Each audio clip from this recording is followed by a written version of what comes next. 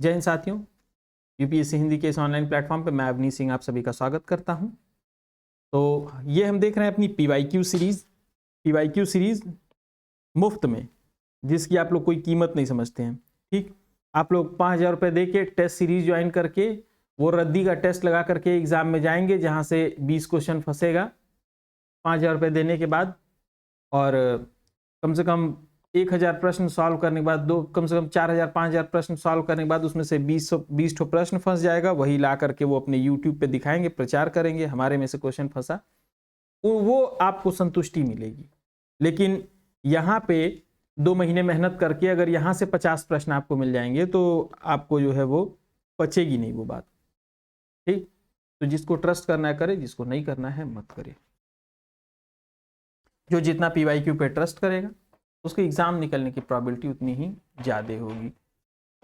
ठीक, तो आइए हम लोग देखते हैं अपना पहला प्रश्न। नागरिकता संशोधन विधेयक 2019 संसद में कब पारित हुआ? संसद में जो है ये कब पारित हुआ बताइए। 11 दिसंबर 2019 को। When was the Citizenship Amendment Bill 2019 passed by the Parliament? 11 दिसंबर 2019। ठीक, 9 दिसंबर को प्रस्तुत किया गया था, 11 दिसंबर को। आप सोचेंगे कि सर ये तो प्रश्न आप हमको खुद ही बता दे रहे हैं, उत्तर भी खुद बता दे रहे हैं, तो हम पीवाईक्यू ने जाकर के सॉल्व कर लें। बिल्कुल सॉल्व कीजिए, सॉल्व करना भी चाहिए। मैं क्या कर रहा हूँ, आपका असिस्ट कर रहा हूँ आपको, मतलब मैं आपको हेल्प कर रहा हूँ। मैं आपको हेल्प कर रहा हूँ कि जैसे जो कंफ्यूजिंग वाले जो टॉपिक्स हैं वो मैं आपको एक साथ बता दूंगा, जो नोट्स बनाने हैं वो मैं आपको बता दूंगा किन किन टॉपिक से, तो कुछ आपकी मदद हो जाएगी। बाकी आप खुद से भी हल कर सकते हैं, और जरूर हल करना भी चाहिए, खुद से हल करना चाहिए। ठीक, भारतीय संविधान में कुछ अनुच्छेद के अंतर्गत नागरिकों को मौलिक अधिकार प्रदान किए। मौलिक अधिकार किस से किस आर्टिकल तक प्रदान किए गए हैं? बताइए, मौलिक अधिकार किस से किस आर्टिकल तक प्रदान किए गए हैं? 12 से 35। 12 से 35। मैं जब तक 2 बार पढ़ता हूं तब तक आपको इतना समय मिल जाता है कि आप अपने उत्तर का चयन कर ले यहां से। ठीक, भारतीय संविधान के निम्नलिखित अनुच्छेदों में से कौन विधायन सत्ता पर पूर्ण नियंत्रण लगाता है? Which of the following articles of the Indian constitution imposes complete check on the legislative power? कौन लगाता है बताइए। अनुच्छेद 15 क्या है, 17 क्या है? ये अगर आपको याद रहेंगे 15, 16, 17 और 14, तभी आप आसानी से मार पाएंगे। किसने किसने जो है आर्टिकल 14 पे टिक लगाया? आर्टिकल 14 पे किसने किसने मार्क किया? सही है जवाब, उत्तर अनुच्छेद 14 विधायन सत्ता पर पूर्ण नियंत्रण लगाता है। यह बंद कहता है कि किसी व्यक्ति को विधि के समक्ष समान समता या विधियों के समान संरक्षण से वंचित नहीं किया जाएगा। भारतीय संविधान के अनुच्छेद 13 का मुख्य उद्देश्य क्या है?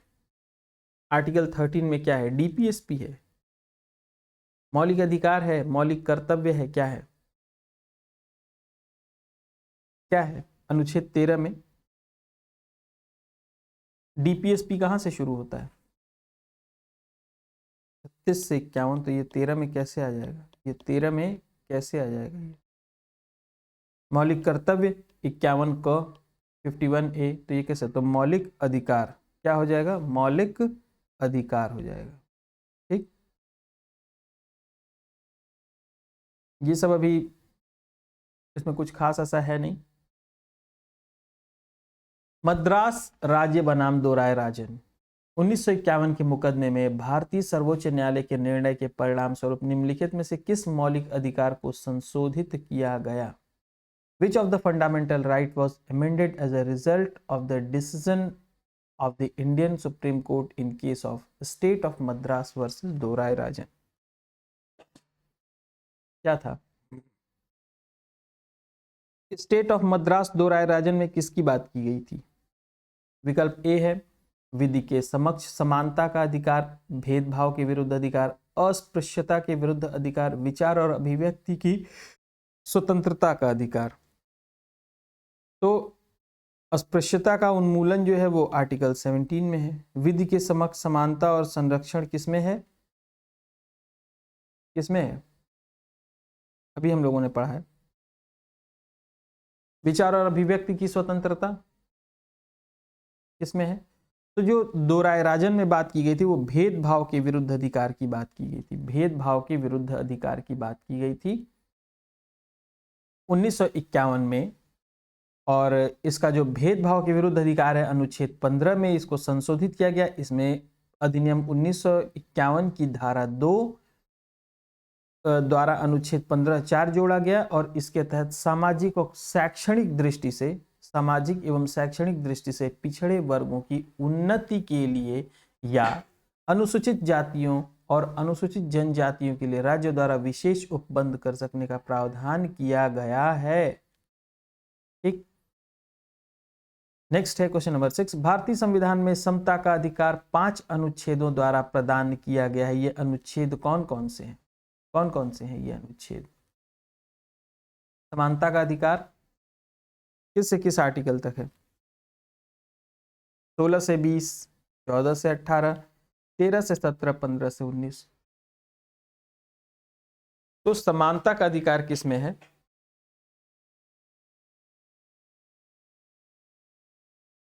यानी कि right to equality article 14 to 18, 14 से 18 में। आर्टिकल 14 to 18 आर्टिकल नंबर 14 से 18 तक है।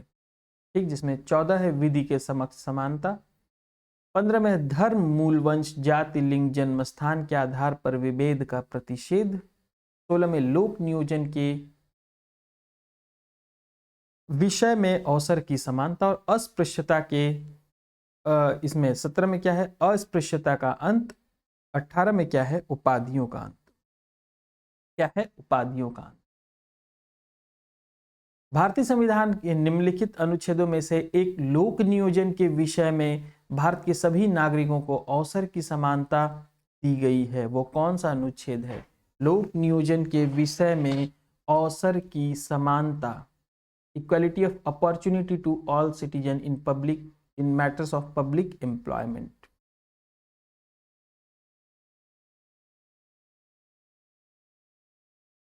तो क्या है इसका उत्तर? आर्टिकल 16(1) और 16(2), 16(1) और 16(2). ठीक, इसमें कहा गया कि राज्य के अधीन किसी पद पर नियोजन के विषय में भारत के सभी नागरिकों के लिए अवसर की समानता क्या होगी? अवसर की समानता दी जाएगी। ठीक, नेक्स्ट, भारतीय संविधान में जैसा निहित है निम्न में से कौन सा समानता के मौलिक अधिकार में सम्मिलित नहीं? समानता का किस प्रकार की समानता जो है मौलिक अधिकार में नहीं है? सामाजिक समानता है, कानून के समक्ष समानता है, अवसर की समानता है, लेकिन आर्थिक समानता होती तो आप यहाँ YouTube चैनल पे वीडियो नहीं देख रहे होते, कहीं घूम घाम रहे होते कि भैया जब सबको एक बराबर पैसे मिल रहे हैं तो हम क्यों मेहनत करने जाएं। ठीक, तो आर्थिक समानता कैसे हो सकती है? आर्थिक समानता कैसे मिल सकती है? आर्थिक समानता नहीं है। ठीक ना। नेक्स्ट है, भारतीय संविधान का कौन सा अनुच्छेद अस्पृश्यता का उन्मूलन यानी अनटचेबिलिटी को अबॉलिश करता है, यानी छुआछूत का जो कानून है उसको समाप्त करता है, उसका निषेध करता है। ठीक, तो कौन सा है? आर्टिकल कौन सा है? Article number 17।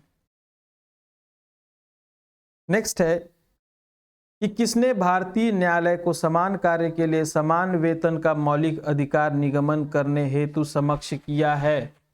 किसने समक्ष किया? एक सेकेंड रुकिए, एक सेकेंड वेट।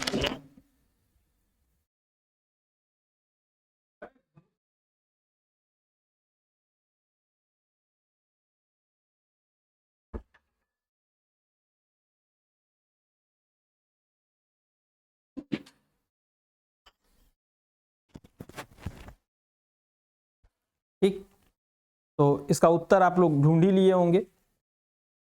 किसने भारतीय न्यायालय को समान कार्य के लिए समान वेतन का मौलिक अधिकार निगमन करने हेतु जो है सक्षम किया? किसने किया? तो जहां तक मुझे आंसर याद है वो है कि अनुच्छेद 14 और 16, अनुच्छेद 14 और 16 ये दोनों अनुच्छेदों को समाजवादी शब्द से मिला करके, सोशलिस्ट शब्द से मिला करके पढ़ने पर, ठीक ना, ये समान कार्य के लिए समान वेतन का अधिकार मिलता है। देखिए ये रहा, सर्वोच्च न्यायालय ने रणधीर सिंह बनाम भारत संघवाद 1982 में यह अभिनिर्धारित किया था, यानी कि निर्धारित किया था कि अनुच्छेद 14-16 को संविधान की प्रस्तावना तथा अनुच्छेद 39D के प्रकाश में अंतर्निहित करते हुए समान कार्य के लिए समान वेतन सिद्धांत को जो है वो दिया गया है।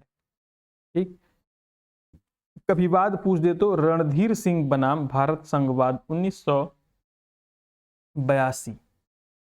ठीक, भारतीय संविधान का कौन सा अनुच्छेद व्यक्ति के विदेश यात्रा के अधिकार को संरक्षण प्रदान करता है? भारतीय संविधान के कौन सा अनुच्छेद व्यक्ति के विदेश यात्रा के अधिकार को संरक्षण प्रदान करता है? तो कौन सा अधिकार है? कौन सा? Article number 14, 19, 21? कोई नहीं। कौन सा अधिकार है बताइए? ये है आर्टिकल नंबर 21। Article number 21। तो सतवंत सिंह बनाम असिस्टेंट पासपोर्ट ऑफिसर नई दिल्ली AIR 1967 तथा मेनका गांधी वाद में यह निर्धारित किया गया था कि अनुच्छेद 21 में प्रयुक्त दैहिक स्वतंत्रता शब्दावली में संचरण का अर्थात इच्छा अनुसार कभी भी किसी भी स्थान पर उनको जाने आने का अधिकार है। तो अगर आपसे कभी ये वाद पूछता है तो आप ये वाद याद रखिएगा। ठीक, वैसे वाद कम ही पूछा जाता है। भारतीय संविधान के निम्नलिखित अनुच्छेदों में से कौन सा भिन्न वर्ग में आता है? कौन सा भिन्न वर्ग में आता है? तो अभी हम लोगों ने पढ़ा था ना कि समानता का अधिकार किस में था? 14 से लेकर के 18 में। तो एक तरह से आर्टिकल 19 जो है वो भिन्न हो जाएगा। लेकिन इसमें अच्छा, दो तरह से ये भिन्न हो सकता है। देखिए ये दो तरीके से भिन्न हो सकता है। एक तो अनुच्छेद 19 भिन्न हो जाएगा, और एक जो केवल नागरिकों को मिला है और जो नागरिकों को नहीं मिला है, उन आधार पर भी अलग हो सकता है आर्टिकल 14। ठीक ना, क्योंकि आर्टिकल 14 सबके लिए मौजूद है।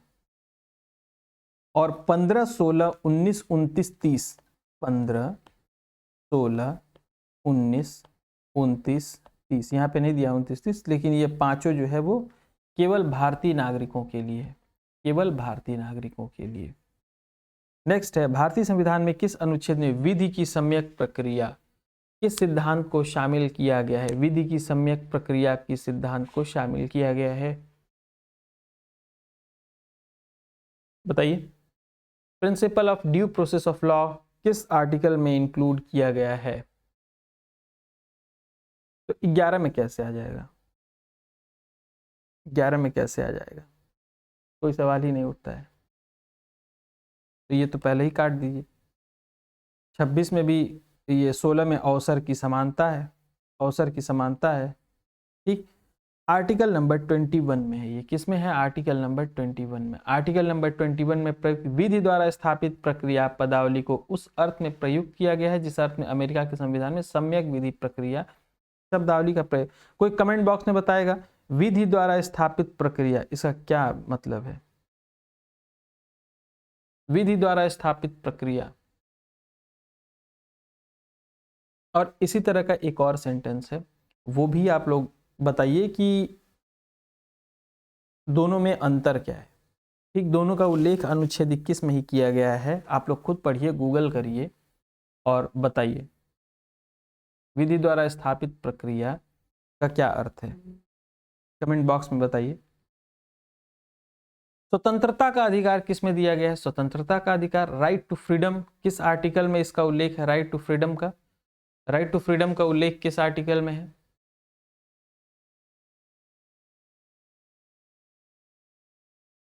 चौदह से 18 तक तो समानता का अधिकार हो गया, ये कट गया। ठीक, तो क्या हो गया? आर्टिकल नंबर 19 से 22, आर्टिकल नंबर 19 से लेकर के 22 तक क्या है?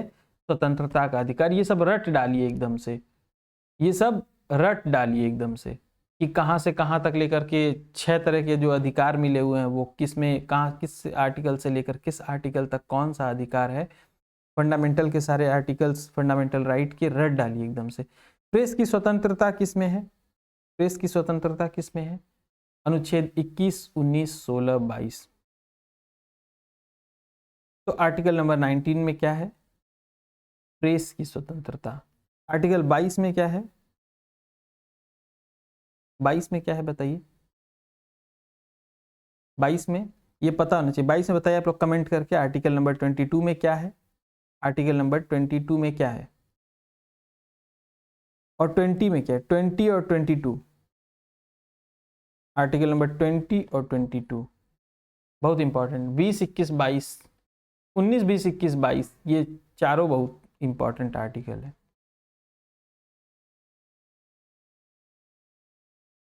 19(1)(d को आर्टिकल 21 से मिलाकर पढ़ने पर क्या प्राप्त होता है? क्या प्राप्त होता है बताइए?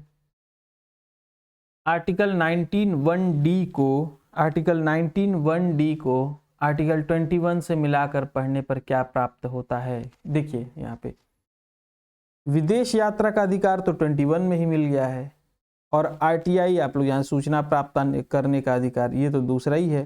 ठीक, तो अब बचा विकल्प बी और सी। ठीक, शरण पाने का अधिकार और एकांतता का अधिकार, राइट टू प्राइवेसी। तो इसमें है आर्टिकल नंबर 19(1)(d को अनुच्छेद 21 से मिलाकर पढ़ने पर एकांतता का अधिकार प्राप्त होता है। क्या प्राप्त होता है? एकांतता का अधिकार। ठीक,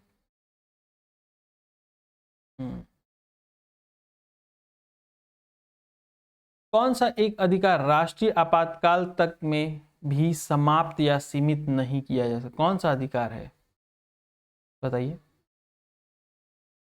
क्या आपसे जीवन जीने का अधिकार ही जब छीन लिया जाएगा तो फिर आपातकाल किस बात का रहेगा फिर तब?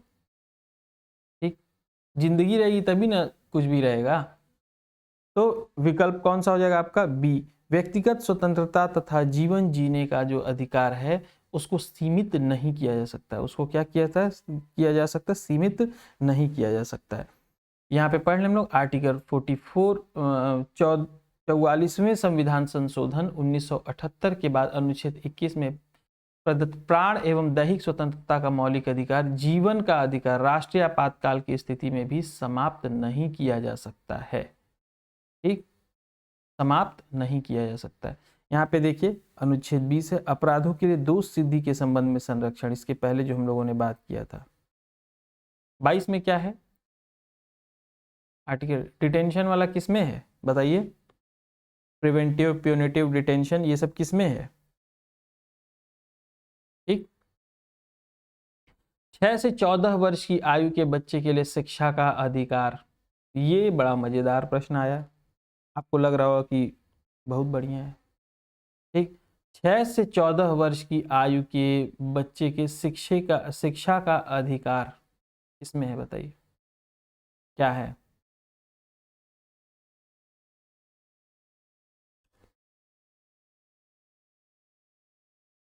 यहाँ किसकी बात की गई है?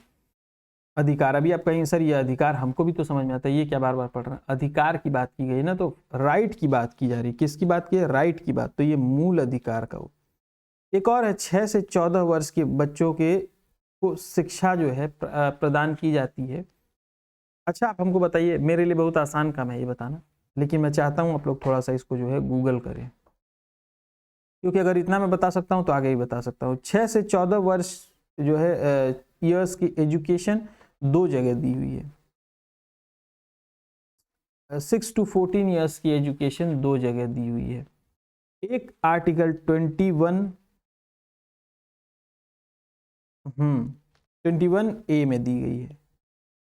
ठीक, और एक जो है डीपीएसपी में दी गई है। एक जो है किसमें? डीपीएसपी में दी गई है। और एक जो है वो फंडामेंटल ड्यूटी में दी गई है। फंडामेंटल ड्यूटी में दी गई है। तो ये 6 से 14 नहीं है, एक जगह 0 से 6 है, एक जगह 0 से 6 है। 6 से 14 वर्ष की आयु के बच्चों की शिक्षा, 6 से 14 वर्ष की आयु बच्चों की शिक्षा और 0 से 6 वर्ष के बच्चों की शिक्षा। 3 चीज है यहाँ पे, नंबर 1, नंबर 2, नंबर 3। ये बताइए ये कहाँ कहाँ दिया हुआ है, कहाँ कहाँ दिया हुआ है? चलिए मैं एक हिंट कर देता हूँ, नहीं तो आप लोग पूरे बुक में कहाँ खोजेंगे। फंडामेंटल ड्यूटी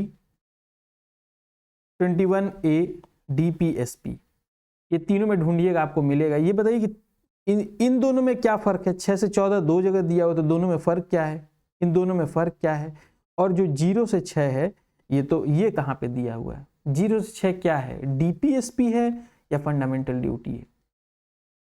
बताइए, DPSP है या फंडामेंटल ड्यूटी है? ये 0 से 6 क्या है बताइए आप लोग, कमेंट बॉक्स में बताइए, कमेंट बॉक्स में बताइए, क्योंकि ठीक ठाक इंफॉर्मेशन मैंने आपको दे दी है। ठीक, चलिए, अनुच्छेद 21 के दायरे में नहीं आता है, अनुच्छेद 21 के दायरे में नहीं आता है। कौन सा संविधान के अनुच्छेद 21 के दायरे में नहीं आता है? तो एक चिकित्सक द्वारा घायल को चिकित्सकीय सहायता, एक ठीक, कार्यस्थल पर महिलाओं का लैंगिक उत्पीड़न, पानी की गुणवत्ता और मृत्युदंड। मृत्युदंड कैसे आ सकता है भाई अनुच्छेद 21 में? जीवन जीने का अधिकार में ये नहीं आएगा, ठीक ना? क्लियर? नेक्स्ट है बच्चों के शोषण के विरुद्ध मौलिक अधिकार, बच्चों के शोषण के विरुद्ध मौलिक अधिकार।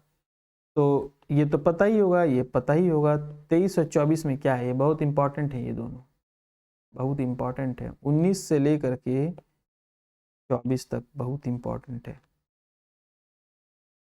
तो आर्टिकल नंबर 24, आर्टिकल नंबर 24, ठीक, यहाँ पे दिया है 14 वर्ष से कम आयु के किसी बालक को कारखाने में काम करने का जो है इजाजत नहीं दी जाती है। बंदी बनाए गए व्यक्तियों के मौलिक अधिकार की रक्षा जो है कौन सा अनुच्छेद प्रदान करता है?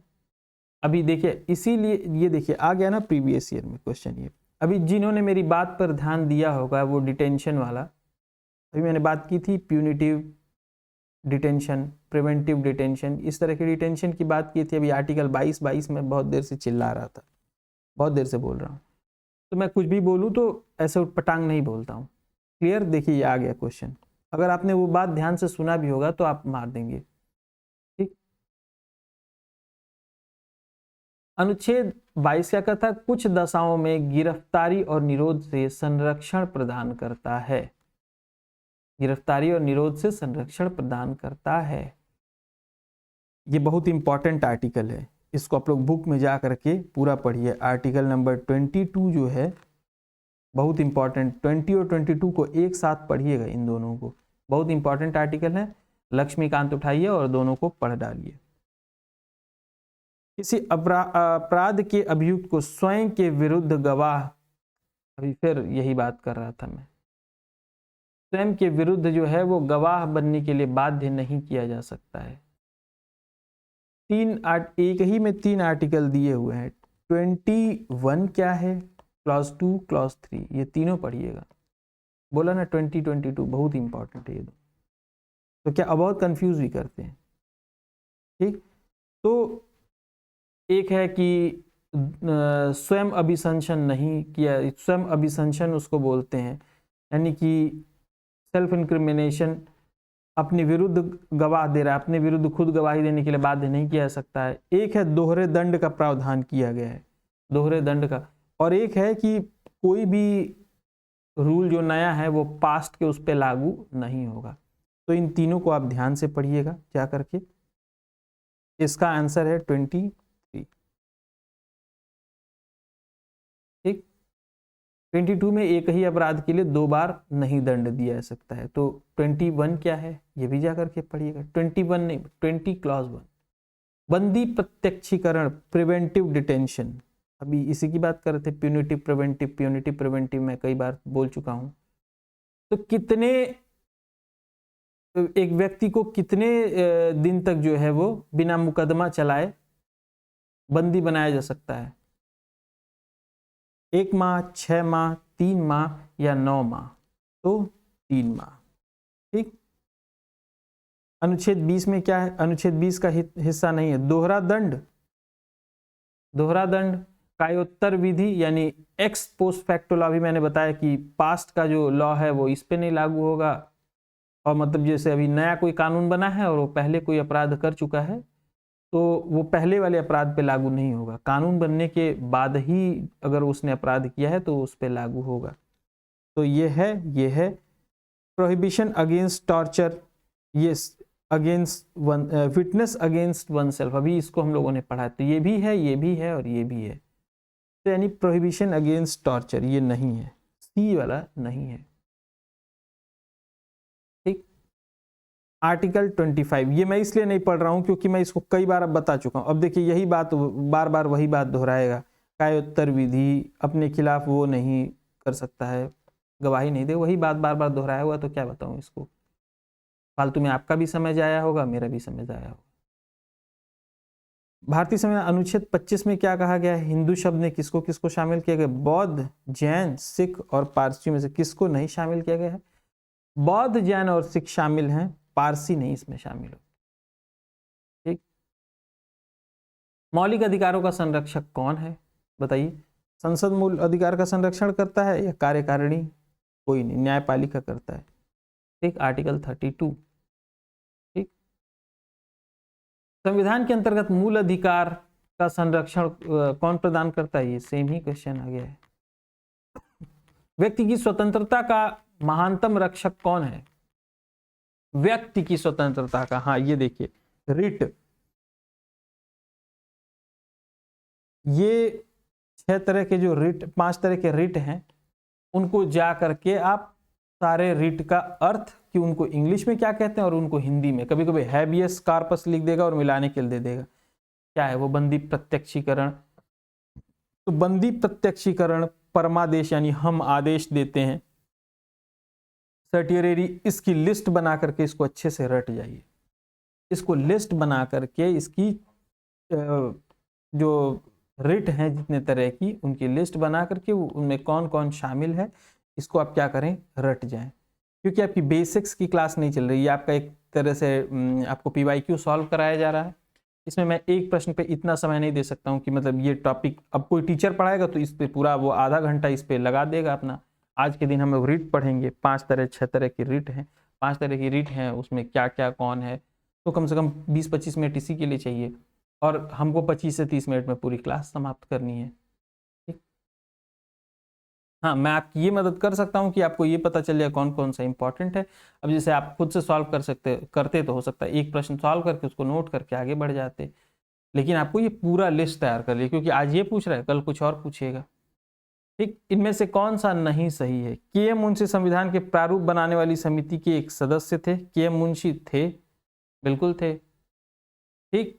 ये मैंने बताया था आपको कि इसको नोट कर लीजिएगा। प्रारूप समिति के अध्यक्ष कौन थे? 6 अन्य सदस्य कौन कौन थे उसको नोट कर लीजिएगा, वहां पे नोट किए रहते तो यहाँ पे काम आता। संविधान सभा द्वारा भारतीय संविधान स्वीकार किया गया था, स्वीकार किया। बलवंत राय मेहता समिति रिपोर्ट 1957 द्वारा पंचायती राज की संस्तुति की गई थी, बिल्कुल की गई थी। इसका कोड है बैग LTG, ये पूरा क्रम है पंचायती राज समिति का। ठीक। बलवंत राय, अशोक मेहता, गाडगिल, ठीक, थुंगन, ये सब कमिटीज हैं, इसका कोड है, आप भी इसको याद कर सकते हैं। अनुच्छेद 32 के अंतर्गत प्रवृत्त किए जा सकते हैं कौन कौन? संवैधानिक अधिकार, मौलिक अधिकार, सांविधिक अधिकार या उपरोक्त सभी, कौन कौन से किए जा सकते हैं? तो अनुच्छेद 32 में क्या है, किस चीज का डिस्कशन, किस चीज के बारे में बताया गया? अनुच्छेद आर्टिकल नंबर 32 बताइए, आर्टिकल नंबर 32 में क्या है? आर्टिकल नंबर मौलिक अधिकार कहाँ से कहाँ तक है बताइए? 12 से लेकर 35 मौलिक अधिकार है। तो इसमें क्या हो जाएगा? 32 किस में आ जाएगा? मूल अधिकार में आ जाएगा, फंडामेंटल राइट में आ जाएगा। किस में आ जाएगा? फंडामेंटल राइट में आ जाएगा। तो ये रहे आपके आज के 30 प्रश्न। ठीक, इनको आप पुनः कोशिश कर सकते हैं हल करने का। जो जो नहीं आया आप उसका सिर्फ यहाँ वीडियो देखने से काम नहीं चलेगा, आप बगल में एक पेज रखिए, कॉपी रखिए, डेली का डेली जो जो गलत होता है उसको आप नोट करते जाइए और उन नोट्स को याद भी करते हैं, ताकि आगे वो आपसे गलती ना हो, ठीक, क्योंकि प्रीवियस ईयर क्वेश्चन गलत करने का मतलब है आप रेस से बाहर हो जाएंगे। तो आज के लिए इतना ही। जय हिंद।